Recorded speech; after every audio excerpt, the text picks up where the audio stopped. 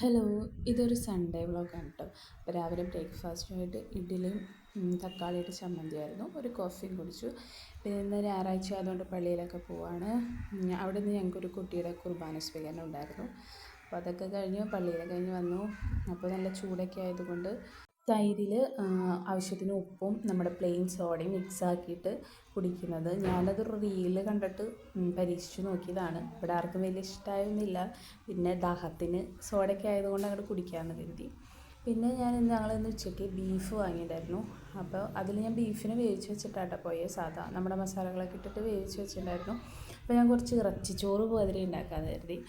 അപ്പോൾ ആ ബീഫ് വേവിച്ചതിൽ ഇച്ചിരി വെള്ളം ഉണ്ടായിരുന്നു. അതും അങ്ങനെ ഒരു ഗ്ലാസ് അരിക്ക് 1.5 ഗ്ലാസ് വെള്ളം കൂടിയും ചേർത്ത്, അത് നെയ്യുള്ള ഇറച്ചിയായിരുന്നു കേട്ടോ. അതുകൊണ്ട് ഇച്ചിരി നെയ്യാണ് അത് കാണുന്നത്. പിന്നെ വെള്ളമൊക്കെ തിളച്ച് കഴിഞ്ഞപ്പോൾ നമ്മുടെ ചോറ് ഇട്ട് ആവശ്യത്തിന് ഉപ്പൊക്കെ നോക്കി ആവശ്യത്തിന് ഉപ്പൊക്കെ ഇട്ട് 2 വിസിൽ കൊടുത്തെടുക്കാൻ കേട്ടോ ഈ അരിക്ക്. ഞാനിവിടെ നിന്ന് പലാവ് റൈസ് എന്ന് പറഞ്ഞിട്ട് കടയിൽ നിന്ന് വാങ്ങിയതാണ്. പിന്നെ കുറച്ച് ഇറച്ചിയുടെ പീസും കൂടി, ഇറച്ചിച്ചോറാകുമ്പോൾ കുറച്ച് ഇറച്ചിയുടെ പീസും കൂടി ഇടണമല്ലോ, അതും കൂടി ഇട്ട് അതിനെ മൂടി വെച്ചു 2 വിസിൽ കൊടുക്കാൻ. പിന്നെ ഞാൻ കുറച്ച് മയോണൈസ് ഉണ്ടാക്കാമെന്ന് കരുതിയിട്ടോ ഈ ചോറിന്. ഇവിടെ കൊച്ചിന് ഭയങ്കര ഇഷ്ടമാണ് മയോണൈസ്. പക്ഷെ ഞങ്ങൾ പുറത്തുനിന്ന് വാങ്ങാറില്ല, ഞാൻ തന്നെ ഇങ്ങനെ ഉണ്ടാക്കി കൊടുക്കാറാണ് പതിവ്.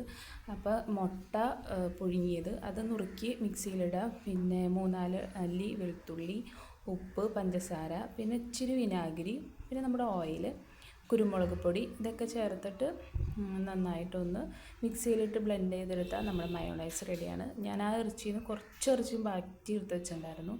അതൊന്ന് ജസ്റ്റ് ഇങ്ങനെ ഒന്ന് വരട്ടിയെടുത്തു. അപ്പോഴേക്കും നമ്മുടെ ഇറച്ചിച്ചോറ് ഇവിടെ റെഡി ആയിട്ടുണ്ടായിരുന്നു. സൂപ്പർ ടേസ്റ്റ് ആയിരുന്നു. അങ്ങനെ ഉച്ചയ്ക്ക് ഞങ്ങളിന്ന് ഇറച്ചിച്ചോറും ബീഫ് വരട്ടിയതും മയോണൈസും ഒക്കെ കൂടി അങ്ങനെ ഉച്ചയ്ക്ക് നല്ലൊരു ഭക്ഷണമൊക്കെ കഴിച്ച് കുറച്ച് നേരം റെസ്റ്റൊക്കെ എടുത്തു കേട്ടോ. അപ്പോൾ എൻ്റെ വീഡിയോ ആദ്യമായിട്ട് കാണുന്നവരുണ്ടെങ്കിൽ ഒന്ന് സബ്സ്ക്രൈബ് ചെയ്ത് സപ്പോർട്ട് ചെയ്യണേ. പിന്നെ ഭക്ഷണമൊക്കെ കഴിച്ച് കഴിഞ്ഞപ്പോൾ ഒരു ഇച്ചിരി ബട്ടർ സ്കോച്ചിൻ്റെ ഐസ്ക്രീം വാങ്ങിയിട്ടുണ്ടായിരുന്നു. അപ്പോൾ അതിൽ മാങ്ങയും ഇച്ചിരി പഴം കൂടി ഇട്ടിട്ട് മിക്സാക്കി ഞങ്ങൾ കഴിച്ചു. അപ്പോൾ ഇന്നത്തെ വീഡിയോ ഇത്രേ ഉള്ളൂ. അപ്പോൾ അടുത്തൊരു വീഡിയോ ആയിട്ട് പിന്നെ കാണാം. Okay, by.